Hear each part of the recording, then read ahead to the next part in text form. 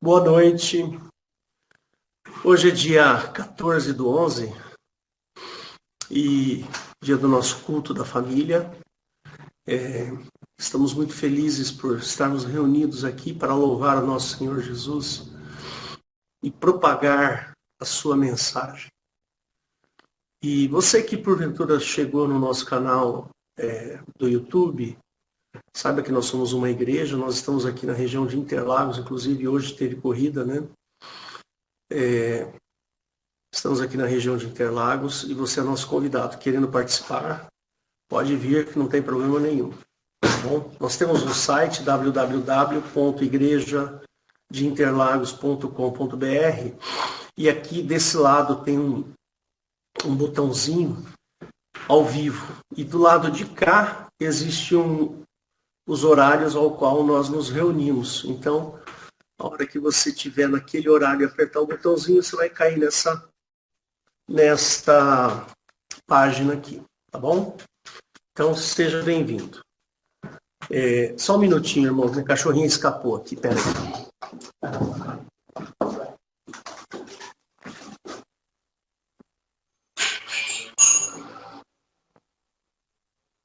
Pronto, desculpa. Glória a Jesus. Então, você é nosso convidado, venha participar conosco, né? E vamos à palavra de hoje. A pergunta é: o homem é pó? Será que o homem é pó? A gente vê isso tantas vezes quando a gente vai num funeral, a gente assiste um funeral pela televisão, um filme que tem funeral. Eles sempre usam esse termo, né? És pó e ao pó retornará. Isso está lá em Eclesiastes, a gente já vai ver já. Né? E também está lá em Gênesis capítulo 2, né?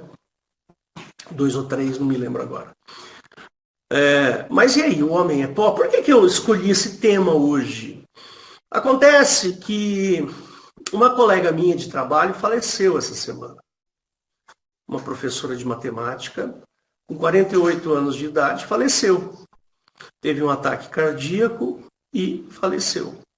Semana passada, aqui perto de casa tem um pet shop, e o rapaz que trabalha no pet shop teve um AVC fulminante, 39 anos, faleceu no ambiente de trabalho.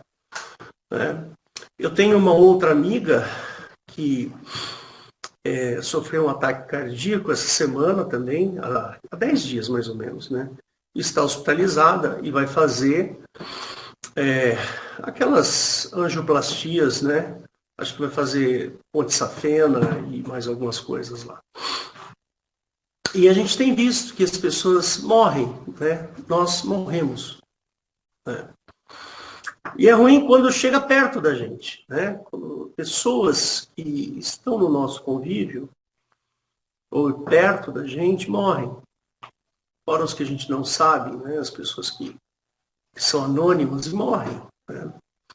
E aí fica essa pergunta: somos pó? Vamos virar pó? Será que é isso?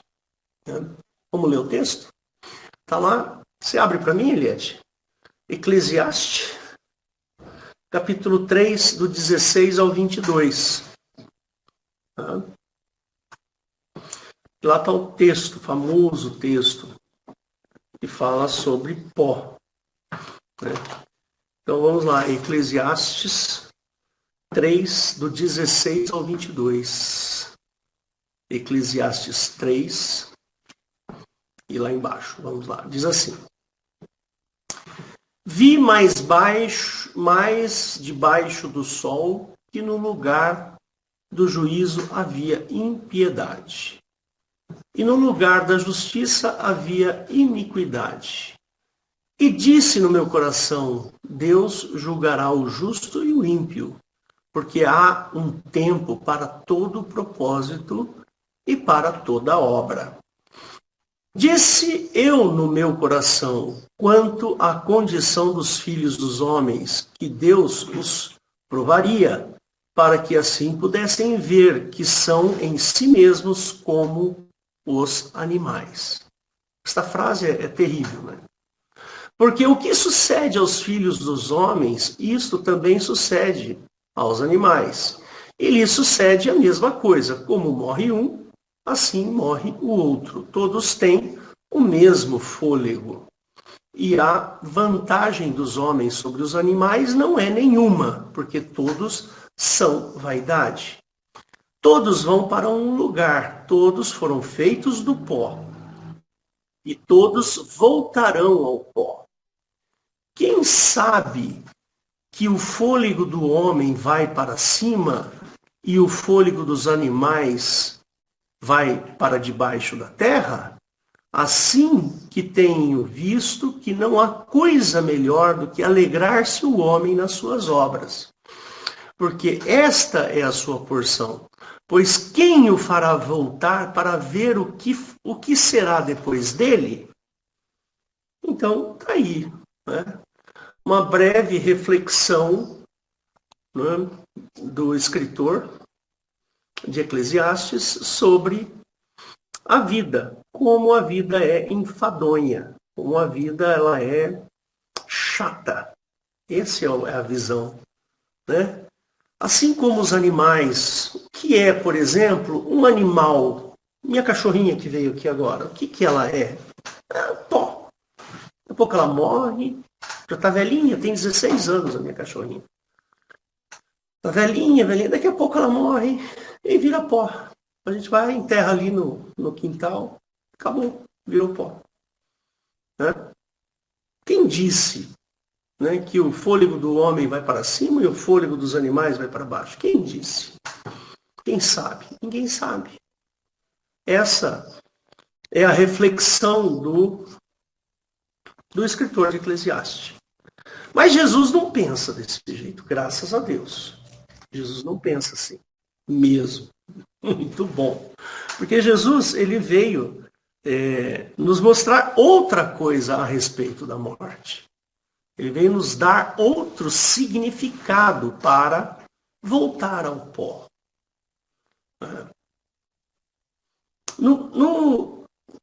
No que diz respeito à quantidade de tempo que nós vivemos,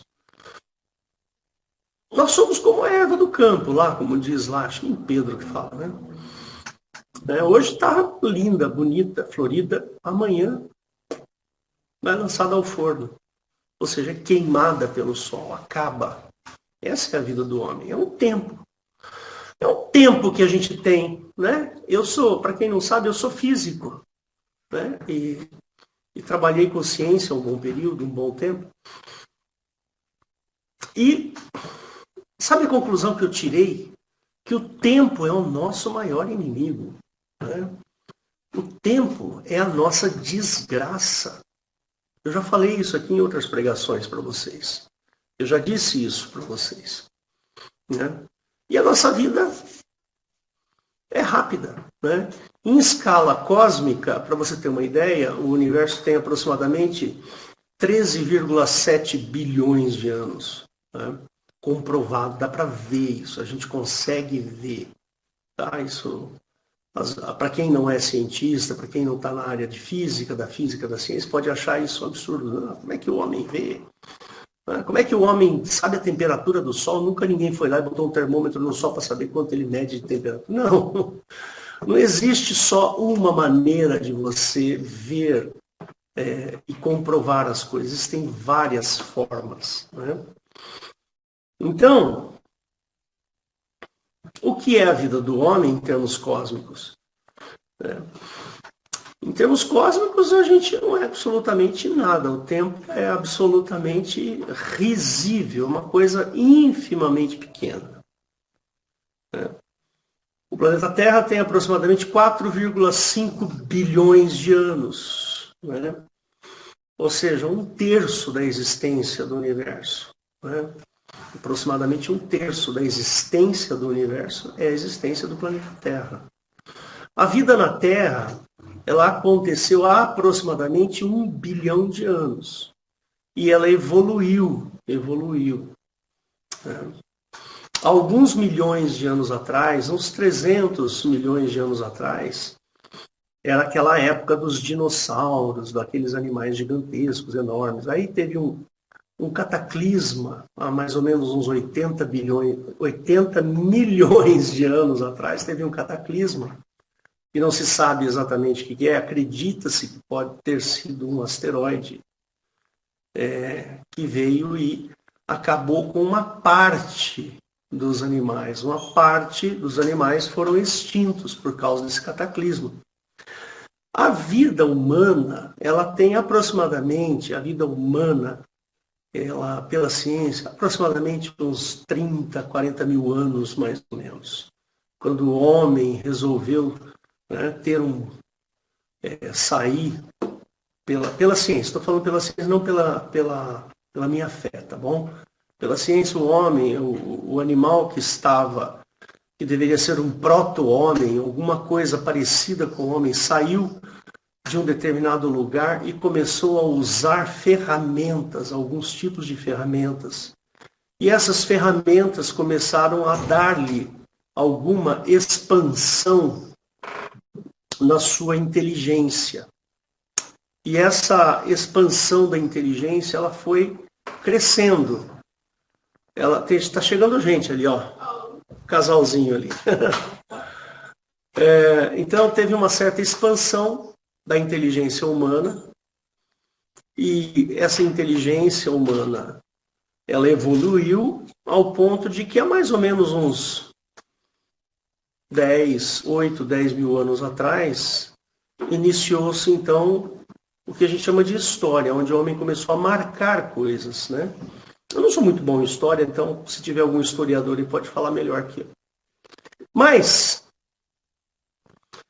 esse é o homem. Aí você pode falar assim, mas a Bíblia diz que o homem não tem mais do que 4 mil anos. Não, veja. A criação Adão e Eva tem 4 mil anos, mais ou menos, 5 mil anos, talvez, um pouco mais. Uns 5, 6 mil anos. Porém,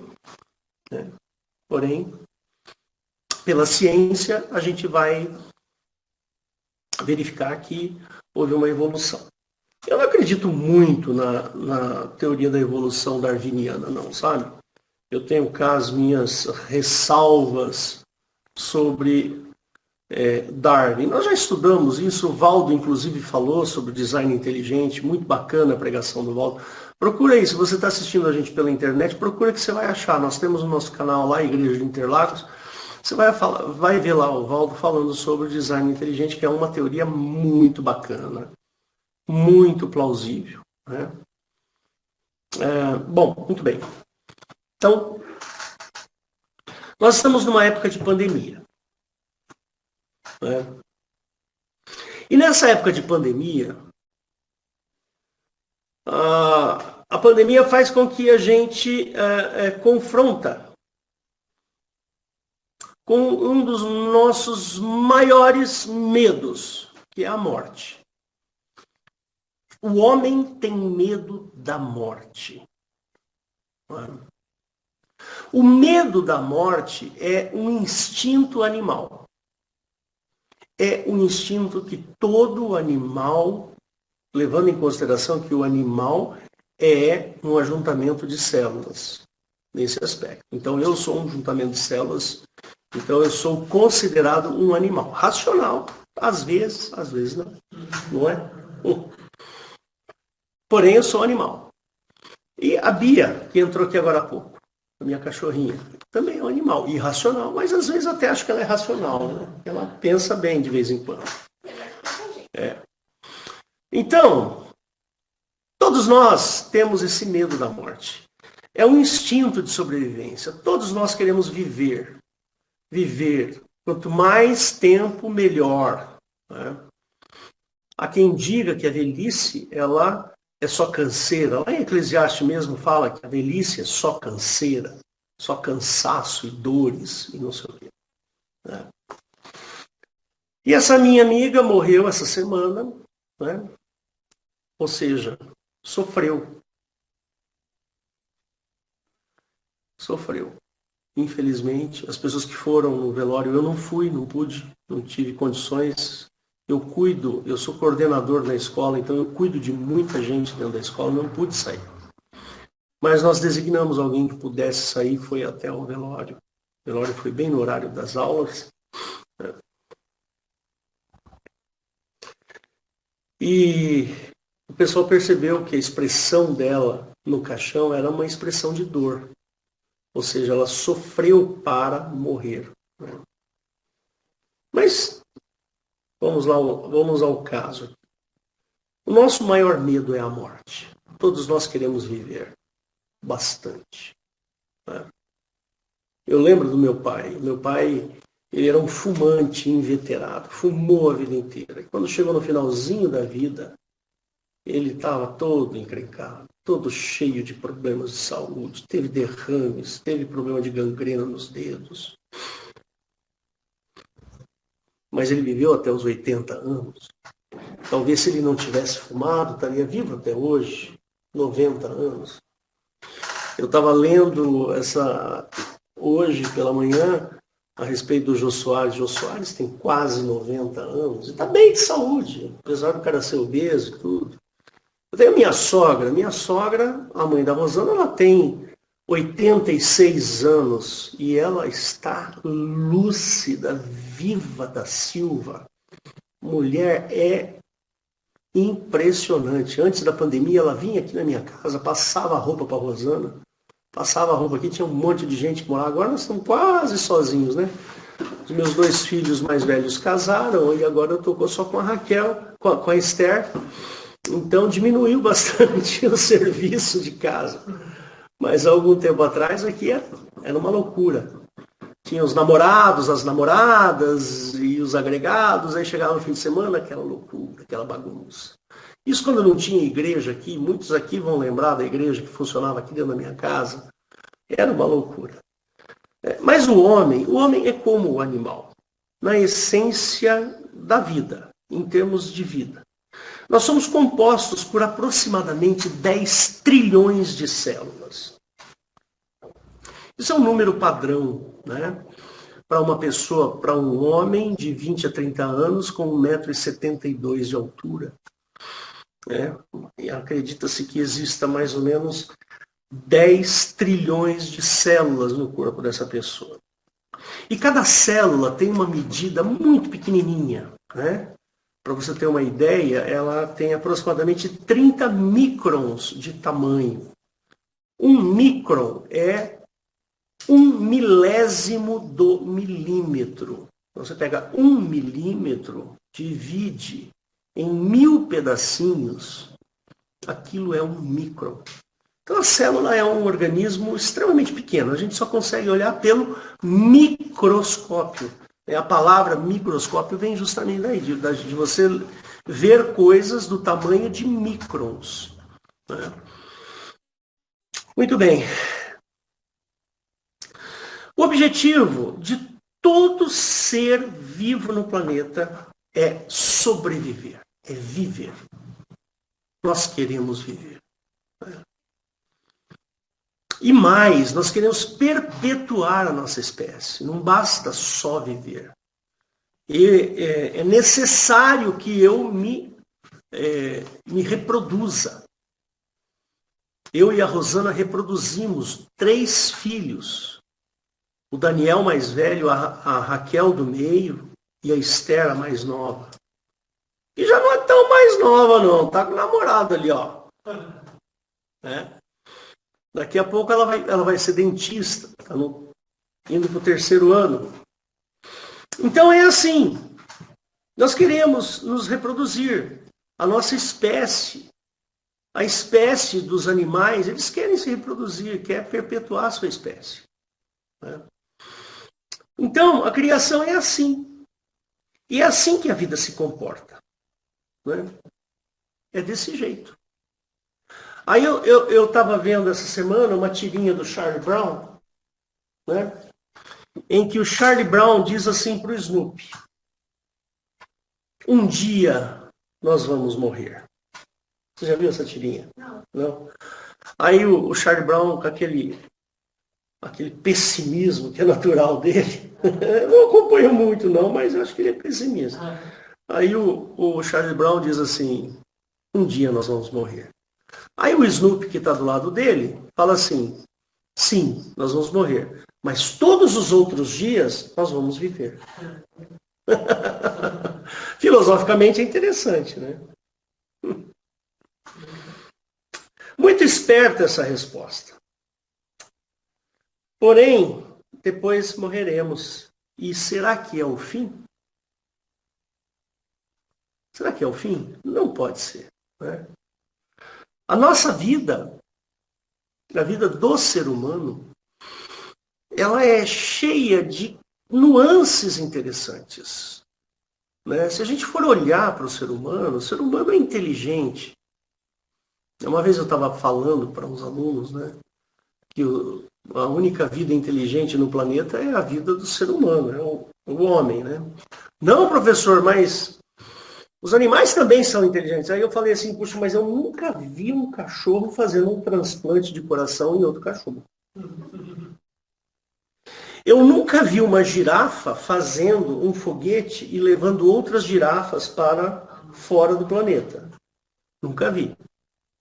Nunca vi, por exemplo, sei lá, um pinguim fazendo um navio e cortando os mares. Nunca vi. Então, realmente, o ser humano é o ser humano mais inteligente do planeta. É o único inteligente do planeta. Então, a gente começa a pensar assim, nós somos inteligentes. Não estou dizendo inteligência no sentido positivo, estou falando inteligente no sentido geral da palavra, a inteligência do homem. Nós somos capazes de fazer coisas, né? Nós estamos rodeados de ferramentas, de modificações que nós fizemos, superamos muitas coisas. Por exemplo, esse óculos que eu estou usando aqui, eu tenho presbiopia. Presbiopia é a pessoa que não consegue ler de perto, tem dificuldade para ler de perto, pois da idade. Né? Presbítero significa velho, né? Presbi significa velho. Né? Presbiopia, né? É a doença da visão dos velhos. Poxa vida, nós conseguimos descobrir como resolver o problema da presbiopia. A minha filha é míope. Ela usa um grau gigante lá, 5 graus, acho. 4 graus, 5 graus. Não consegue enxergar um palmo na vida. Nós conseguimos descobrir como fazer uma lente, um objeto para melhorar a visão. Isso é fantástico, né? Então é assim. Seria muito injusto vamos dizer assim, com a natureza, se a natureza simplesmente acabasse com o homem. Nós temos tristezas, nós temos felicidades, alegrias. Por exemplo, hoje nós fomos almoçar fora. Nós comemos uma comida maravilhosa. Estava bom demais, sabe? Seria muito pouco a nossa vida acabar 70 anos, 80 anos de idade. Enfim, acabou, não tem mais. Talvez seria muito injusto, né? A natureza. E do ponto de vista do Velho Testamento, é bem isso. O homem acaba quando morre. Né? Nós viemos do pó e ao pó voltaremos. Do ponto de vista do Velho Testamento, o homem morre e acaba. Não existe uma promessa de vida eterna no Velho Testamento. Não existe um reino ao qual eu possa entrar. Né? Existe alguma coisinha ali em Isaías e tal, né? Fala do reino de Jeová, o qual Jesus considera o reino de Jeová, o céu de Jeová, como um inferno, né? Onde o bicho não morre, nem o fogo se apaga, né? Então, chega Jesus, num determinado momento da história, e começa a dizer assim, não, a vida não acaba depois que morre. Existia muita discussão lá, os saduceus, né? Tinha muita discussão, será que existe vida depois da morte e tal, não sei o quê. Mas eu falo assim, sim, existe. Tem um versículo, não sei se é João, quer ver? Deixa eu achar aqui e eu te falo. Aí você abre, tá, Eliette? Sim, é João. Abre aí, Eliette. João 2, 1 João 2, 1 João 2, verso 26. Perdão, 25. 1 João, capítulo 2, verso 25. Por que está escrito isso? E esta é a promessa que ele nos fez, a vida eterna. Mas por que Jesus fez uma promessa de vida eterna? Porque antes, no Velho Testamento, eu considerava que não existia vida eterna. Então, Jesus, vamos dizer assim, é o pioneiro nessa história de vida eterna. Ele é a pessoa que veio mudar esse paradigma de que o homem é pó. Ele não é pó. Jesus falou que o homem não é mais pó. Que ao homem existe um pós-vida. Morreu, não acabou. Não vai voltar ao pó. É isso que Jesus está falando. Olha que interessante. E olha o verso 26. O que o verso 26 está dizendo? Olha só. Estas coisas vos escrevi acerca dos que vos enganam. Ou seja, lá naquela época em que em que João estava escrevendo isso daí, ele estava justamente falando o quê? Falando assim, olha, cuidado, hein? Tem gente falando aí que não tem vida eterna. Mas Jesus fez uma promessa para mim, a vida eterna. Não é? Então nós precisamos tomar esse cuidado aí, queridos. Vamos lá. Então, do ponto de vista do cristianismo, esta premissa de que morreu, acabou, é falsa. Ela não existe. Jesus veio justamente nos dar a oportunidade de irmos com o Pai e ficarmos com Cristo. Termos uma vida eterna. Percebe? Porque lá para o judaísmo não existe. Não existe vida eterna. No judaísmo é pó. Andar nesse mundo, queridos, andar neste mundo aqui, significa que você vai ser convencido de todas as maneiras que um dia você morre e tudo acaba. Então você tem que fazer o seguinte, faz que nem o escritor de Eclesiastes. Você pode abrir lá de novo, Eclesiastes, Eliette, por favor. 3, de 16 a 22, por favor. Eclesiastes 3, de 16 a 22. Então, aí lá embaixo. Aí ele fala, lá no último versículo, ele ainda fala, vai um pouquinho mais para baixo. Aí ele fala assim, ó. Assim que tenho visto que não há coisa melhor do que alegrar-se o homem nas suas obras. Porque essa é a sua porção. Ou seja, o que cabe ao homem é aproveitar a vida. Por quê? Porque para este escritor, quando ele morrer, acaba tudo. Simplesmente esvai-se. Aí surge, volta aqui, Eliette. Aí surge aquela ideia, né, de que eu tenho que aproveitar a vida. Eu tenho que aproveitar. Hoje de manhã eu fui levar a Esther e o Renan na igreja. E aí nós passamos ali. Tem um centrinho aqui, para quem conhece aqui a minha região, tem um centrinho aqui onde tem umas padarias, tem farmácia, tem vários comérciozinhos ali. E era 8h40, mais ou menos, estávamos passando por ali, quase 9 horas, tinha um grupo de jovens ouvindo uma música muito alta, dançando em cima das mesas, como se fosse 11 horas da noite, né? Ou seja, é essa a ideia. Aproveita a vida. Uma hora você vai ficar velho, você não vai poder fazer mais isso.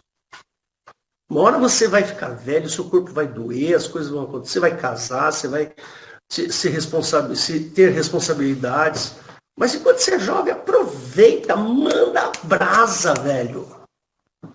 Essa é a ideia. Por quê? Porque a morte vai chegar, tudo vai se acabar e preciso aproveitar a vida, que é o que está em Eclesiastes. Mas Jesus não concorda com esta ideia. Não é assim que Jesus pensa. Jesus sabe que a morte foi introduzida pela lei. Por causa da lei, a morte foi introduzida. A desobediência à lei gera morte. A gente já viu isso em Romanos, tem vários versículos aí. O salário do pecado é a morte, assim por diante. Então, a morte, ela é um evento para aqueles que desobedecem à lei de Moisés, né? Ou a lei do Velho Testamento, a lei mosaica. Eu já falei isso várias vezes. E, uma vez que eu vou morrer de qualquer maneira, porque ninguém cumpre a lei, o único que cumpriu a lei foi Jesus. Por isso que Jesus ressuscitou. Ele ressuscitou porque ele não descumpriu a lei e foi morto. Ora, como é que ele pode ir para o inferno? Como é que ele pode atravessar a morte se ele não tem pecado? Se a morte ela só existe para os pecadores. Percebe? Então ele não podia ficar morto. A morte teve que regurgitar a Cristo. Ela não podia engolir a Cristo. Né? É mais ou menos assim. Né? Jesus diz outra coisa a respeito da morte. Né? Eu já preguei isso aqui algumas vezes, vou voltar a repetir aqui para vocês. Né? A morte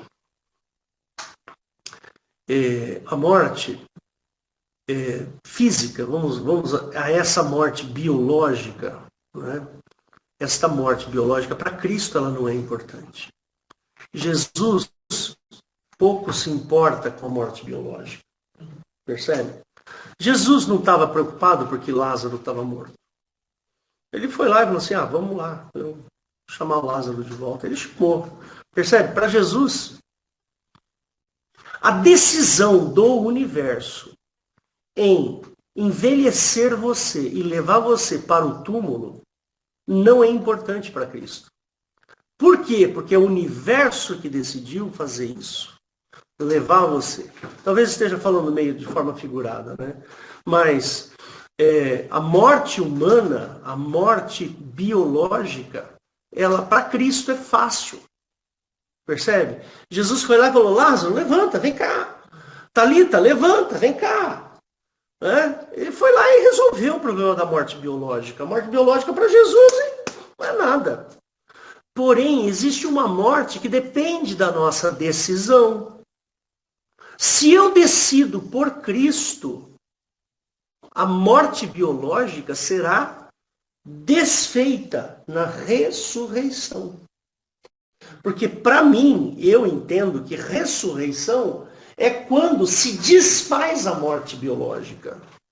Como isso vai acontecer? Fisicamente, quais leis, estou dizendo, leis físicas, leis da natureza, não sei. Isso é coisa de Deus, é obra de Deus. Mas ele prometeu, acabamos de ler aqui.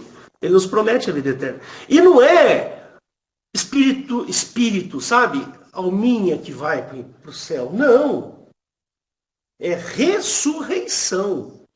Ressurreição pressupõe a vida no mesmo corpo, depois da morte. Agora, como isso vai acontecer? O problema é de Cristo. Jesus ressuscitou, ele estava num corpo, quando ele morreu, de repente ele voltou no mesmo corpo. Tudo bem, ele voltou transformado, ele voltou de um outro jeito. Sob uma nova jurisdição, eu falei isso outro dia. Né? Sob novas leis. Né? E Jesus não se preocupa com a morte biológica. Ele se preocupa com a morte que você pode provocar pela sua decisão, que é onde Jesus não pode interferir.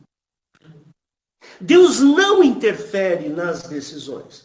Porque se ele interferir nas nossas decisões, nós deixamos de ser humanos e passamos a ser marionetes. E Deus não quer isso. Não é? Tá certo? Não é assim. Mas vamos voltar aqui, eu quero falar ainda algumas outras coisas. Né? Bom, o apóstolo Paulo, quando ele escreve aos Tessalonicenses, quando ele escreve aos Coríntios, ele sempre trata a morte física como um sono. E faz sentido, porque uma vez que eu vou ressuscitar, ou seja, eu vou acordar, eu vou levantar, então é mais natural do que tudo, né? Ele fala assim, então, aqueles que dormem, né? Consolai-vos, né? Quando ele fala em Tessalonicenses, ele fala assim, olha, se consolem com isso, se convençam disso, é isso que ele estava falando. Assim, ó, vocês não vão preceder aos que dormem, né? Nós não precederemos aos que dormem. Nós, né? Eles ressuscitarão, aqueles que dormem, e nós encontraremos o Senhor nos ares. É assim a promessa. Não, mas isso não faz sentido, não é natural. Claro que não é da natureza desta natureza, mas é da natureza de Deus. Ele que fez as coisas, ele que define o que deve ser feito. Lembre-se que Jesus tem todo o poder no céu e na terra, não é? Lá em Mateus 28, 18, acho que é isso que ele fala. Então, a morte que Cristo se preocupa é a morte pela qual você provoca em si mesmo. A morte espiritual, a decisão automática. Eu costumo dizer o seguinte, né? As pessoas falam assim, a gente não leva nada dessa vida, não é assim? Mentira! Leva sim! Sabe o que você leva dessa vida? A sua decisão. Se você decidir errado, você leva a decisão errada. Percebe? O Senhor Jesus vai separar para o lado esquerdo os bodes, para o lado direito as ovelhas. Então depende da sua decisão. Né? Quando, Senhor, que nós te alimentamos, que nós te visitamos, que nós te vestimos e tal, não sei o quê. Quando fizestes a um desses pequeninos, a mim me fizeste. Então vem para cá, para o reino de Deus. Mas, Senhor, nós expulsamos demônios em teu nome, nós fizemos isso em teu nome. Não, afastai-vos de mim, vós que praticam a iniquidade. Exato. Obrigado. Entendeu? Então, a nossa decisão a gente leva para o túmulo. Eu estou falando túmulo da nossa morte biológica. A morte biológica nos leva ao túmulo. E o que é que eu levo no meu túmulo? Eu levo a minha decisão. Percebe? É isso que é importante. Então, se você se decidiu ser de Cristo, ótimo, essa decisão vai para o túmulo. Essa você carrega para o túmulo. E no dia que você ressuscitar, essa decisão vai contar como sendo a sua passagem de entrada para o reino de Deus. Entendeu? É assim que funcionam as coisas para Cristo. E Jesus dá um monte de dicas para a gente. Ele fala, olha, Nicodemos, você tem que nascer de novo, você tem que mudar o que você está pensando. Você está achando que não tem morte, que não tem nada depois da morte, mas eu te garanto, Nicodemo. Garanto para você que tem sim, eu vou estar lá, no último dia, eu vou estar com você, Nicodemos. É só você decidir por mim. Decide por mim. Né? É muito linda essa passagem. Mas eu quero fazer agora uma pequena análise. Né? Uma pequena análise que eu já fiz em outras ocasiões, mas eu quero voltar a alguns detalhes aqui para poder concluir. Né? Então, a primeira é a seguinte.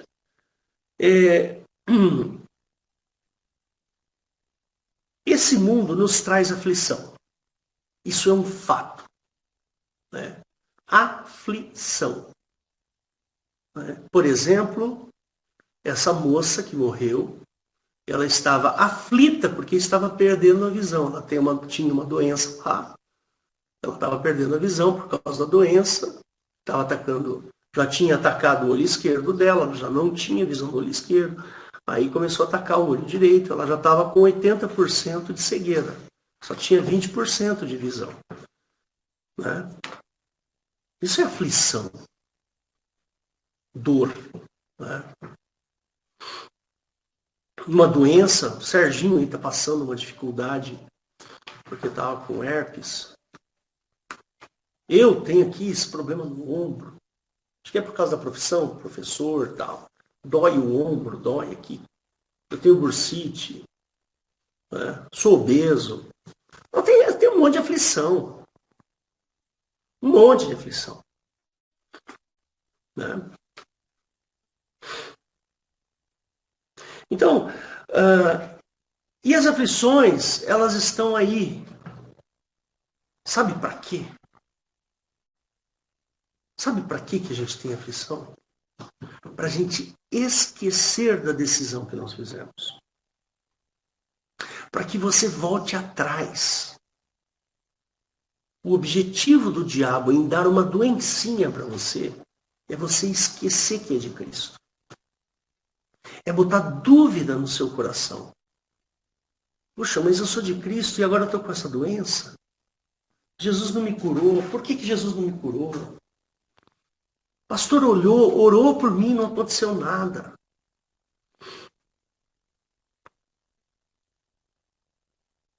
O objetivo de Satanás, que é aquele que está ao redor, rugindo como leão, tentando te tragar. Esse tentando te tragar é o seguinte, é tirar o seu foco de Cristo, da decisão que você tomou. O objetivo de Satanás é fazer com que você volte atrás. O diabo não está preocupado com aquele que já está no seu curral, no seu aprisco. Ele está preocupado com aqueles que não estão no aprisco dele. Por isso que existe aflição. Por isso que dói o braço. Mas Jesus cura essa dor no braço que eu tenho, Jesus. Não cura, Jesus não cura. Não sei por quê.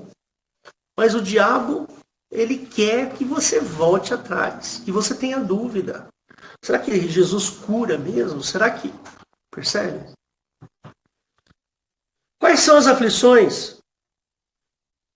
Por exemplo, uma aflição horrível é você ter que fazer aquilo que você não gosta. Percebe? Ah, eu não gosto de fazer determinada coisa, mas sou obrigado a fazer aquilo. Ou lutar pela sobrevivência. A gente luta, trabalha. Eu chego em casa cansado. Eu entro no meu trabalho às 7 horas da manhã. Quando é 4 horas da tarde eu estou em casa. Mas eu estou acabado de cansaço. Percebe? É canseira. Aí na terça-feira eu ainda tenho que pregar. Aí eu falo, Senhor Jesus, tem misericórdia de mim, Senhor Jesus. Percebe? É só cansaço, é aflição. Né?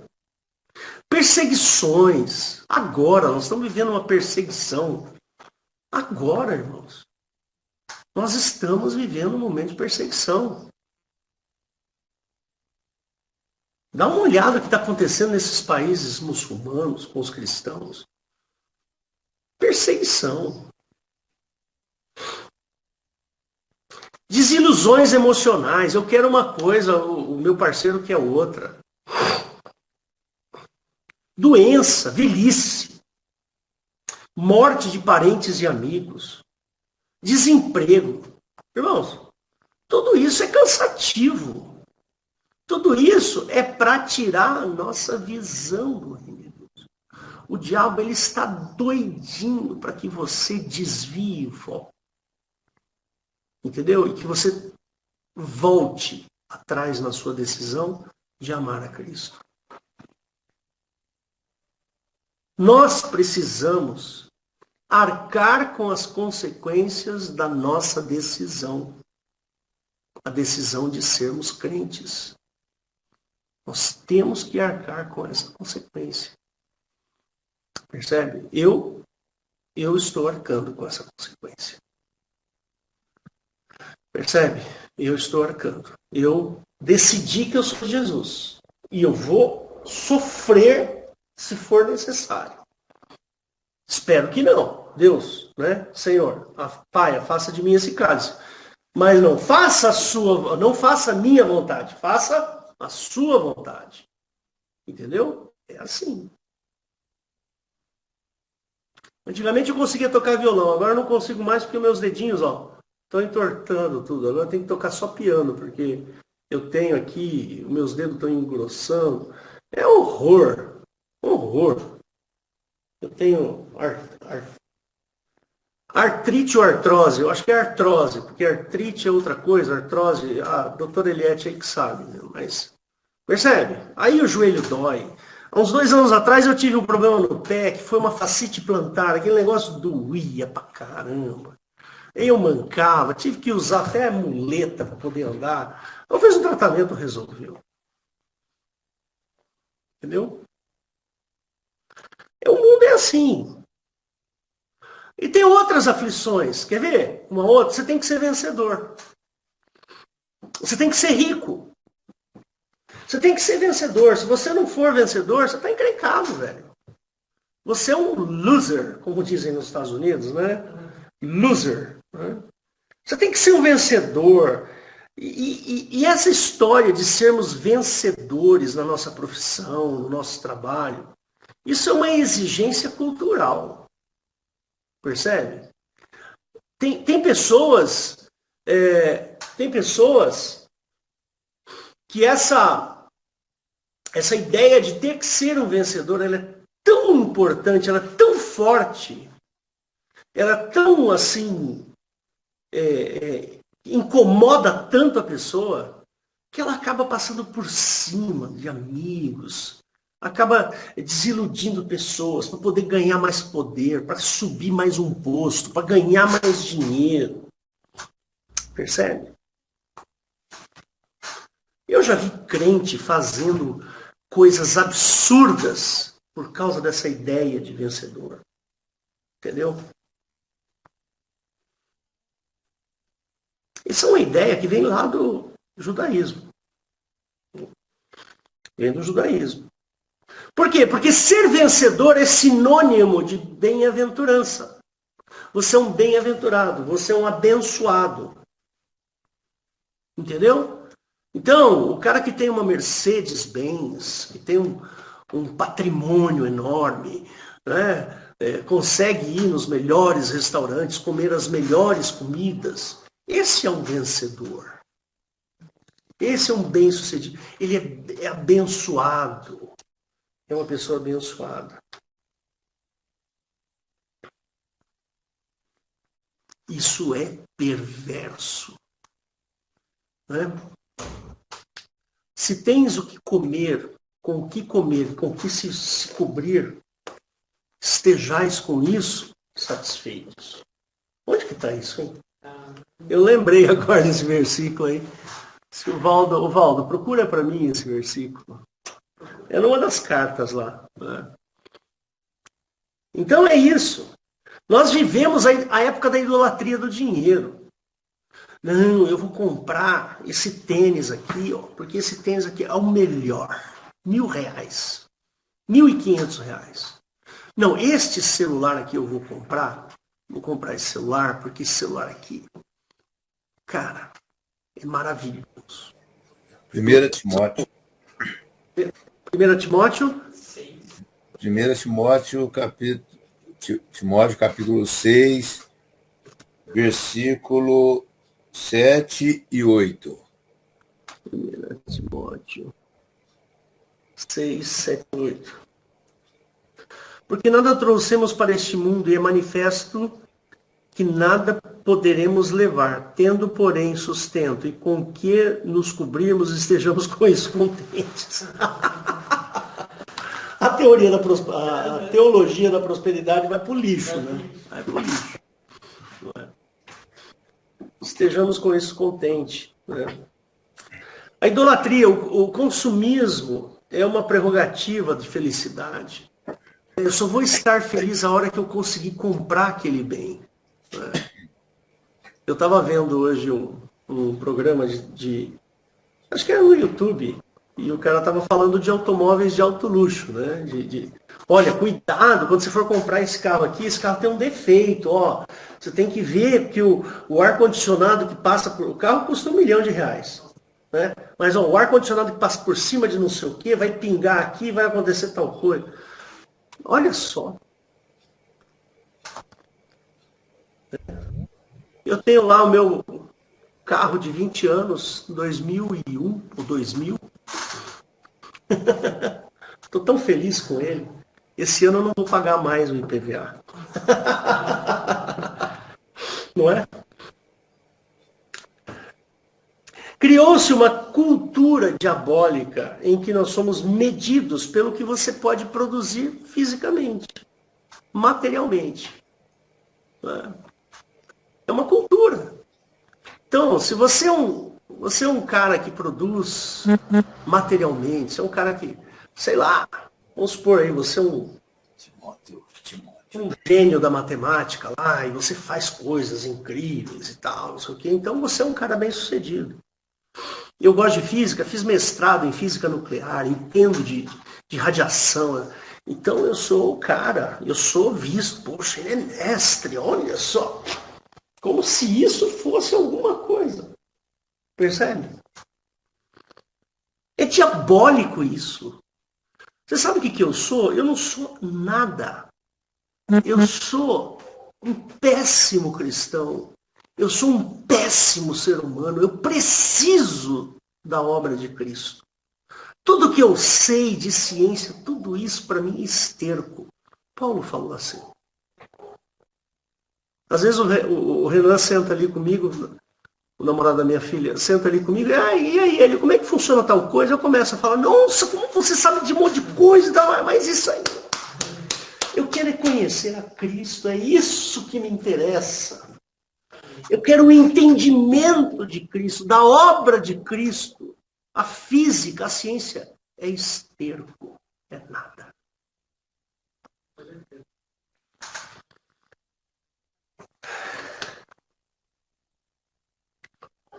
Para quem está sob o domínio da lei, no Velho Testamento, a morte tem exatamente esse significado. Pó, nada. Pó significa sujeira. Você veio da sujeira e vai voltar para a sujeira. Pó é uma coisa ruim. Jesus não concorda com isso. O meu Jesus não concorda com isso. Ele me promete que eu não vou para o pó.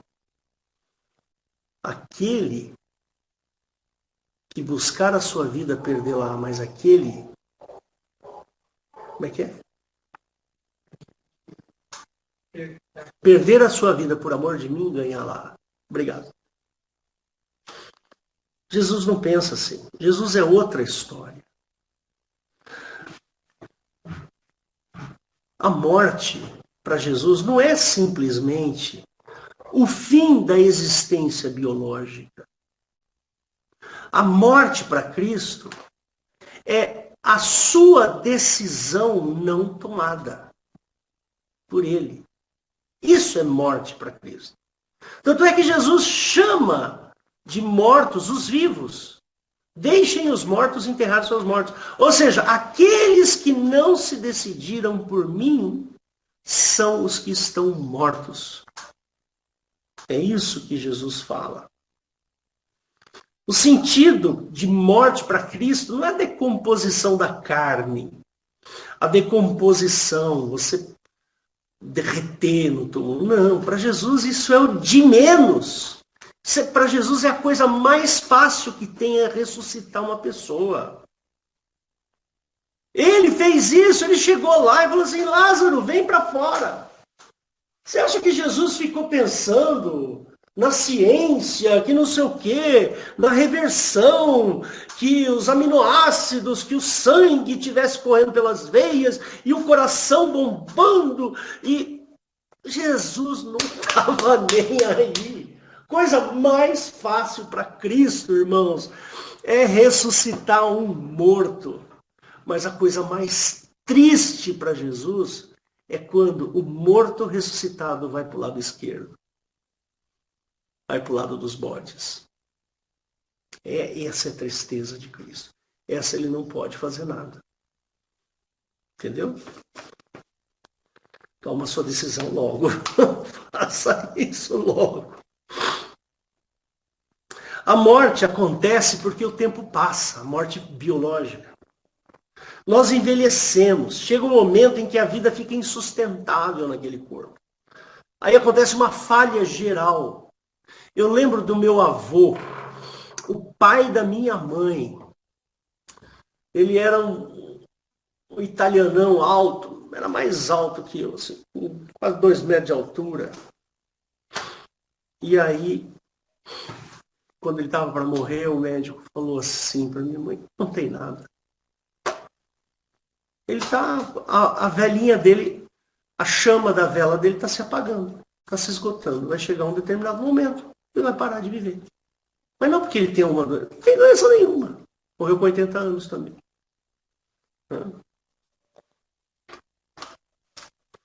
Para Jesus, essa morte tem pouca importância, pois ela pode ser recuperada. Então você vai morrer biologicamente, que nem a minha amiga morreu.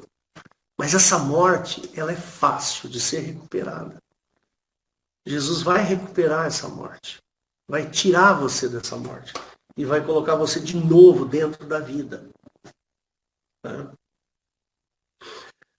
Essa morte é considerada como um sono. Eu já falei isso para vocês. Né?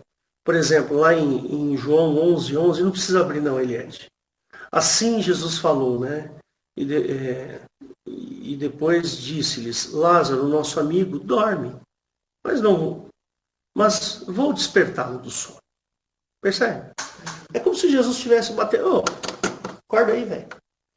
Só isso. Coisa mais simples. Né? Tem mais alguns textos aí que a morte é considerada um sono. Quer ver? Eu vou falar aqui só para deixar registrado, tá? Mateus 9:24, 1 Coríntios 11:30, 1 Coríntios 15:6, 1 Coríntios 15:20, 1 Tessalonicenses 4, de 13 a 15. Né? E aí vem a minha conclusão. Né? Dizem que nós não levaremos nada dessa vida, mas eu digo para você que nós vamos levar, sim. Nós vamos levar a nossa decisão. Né? E a obra de Cristo é justamente reverter esta lógica do pó. Jesus não quer a lógica do pó para você. Você pode ter vindo do pó, mas para lá você não vai mais. Não. Esquece. Você que aceitou a Cristo, você que fez a opção por Jesus, você que se batizou, você que tomou a ceia, o pó não serve mais para você. Percebe? Você não vai mais para lá.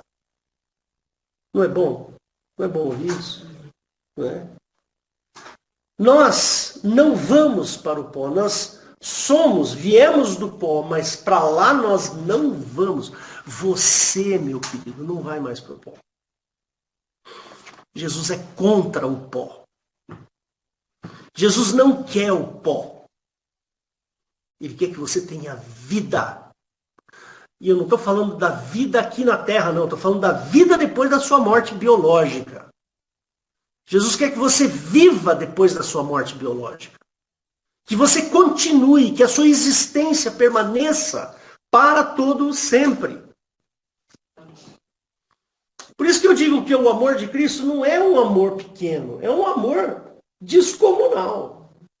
Por quê? Porque ele não quer que a sua existência termine, ele quer que a sua existência permaneça para o resto de toda a eternidade.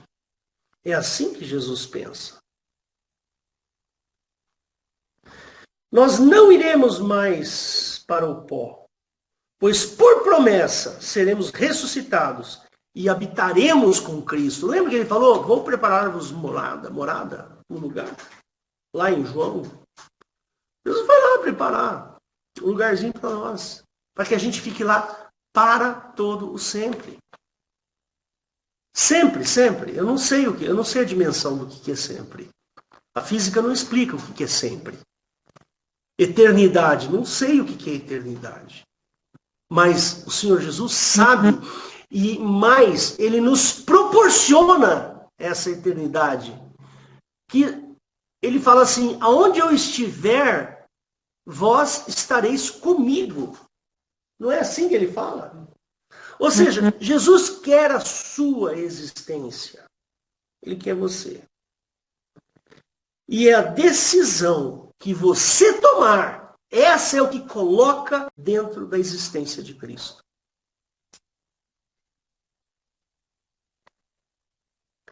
Esta decisão é exatamente o que está escrito em João capítulo 1, verso 12. Está lá. Poder de sermos feitos filho de Deus. Pode abrir lá, gente. É esta decisão que leva você para dentro do reino de Deus. Quando você decidir por Cristo, está lá. Todos quanto receberam. Essa frase. Quantos receberam? Todos quantos receberam. Então, se você receber a Cristo, ou seja, se você decidir-se por Cristo, Ele te dá um poder. Poder de ser feito filho. Entendeu? Essa decisão é que te leva, é o que você vai levar para o seu túmulo. Uma decisão não tomada é uma decisão tomada. Percebe? Se você não tomar essa decisão, você está tomando a decisão de não ser. Então, meus queridos, para Cristo, estou terminando. Para Cristo, o homem não é pó. O homem não pode participar da vida eterna com o Pai. Perdão. O homem pode participar da vida eterna com o Pai e não simplesmente ir para o pó. Jesus não quer que você vá para o pó. Então você não é mais pó. Toma a decisão. Toma essa decisão. Essa você vai levar para o seu túmulo. Essa vai ficar guardada nos anais de Deus. Vai ficar guardada lá no livro da vida. Percebe? Vai ficar guardada lá. O Hélio, no dia tal, decidiu ser cristão, crer em Cristo, batizou-se, participou da ceia, papapá, papapá, papapá. Aí, quando chegar o meu dia, eu morro, eu vou para o túmulo, num piscar de olhos, o Senhor Jesus vai me ressuscitar. E aí ele vai falar assim, Hélio, vem cá, Hélio. Entra aqui, entra por essa porta aqui, que aqui é o reino de Deus, pode entrar. Mas, Senhor, não, mas lembra que você tomou essa decisão? Lembra, você tomou essa decisão. Eu te dei o poder e você aceitou esse poder. Entendeu? Você entra por essa porta aqui, que é o seu lugar aqui, ó. Você vai passar a eternidade comigo aí, ó. Preparei um lugarzinho quentinho, gostoso para você. Amém? É isso que eu tinha para falar. Você não é mais pó. Glória a Deus, irmãos. Glória a Deus. Deus abençoe a todos. Espero que você tome uma boa decisão na sua vida. Eu queria passar a palavra para o pastor Valdo, enquanto eu termino aqui a pregação, a gravação.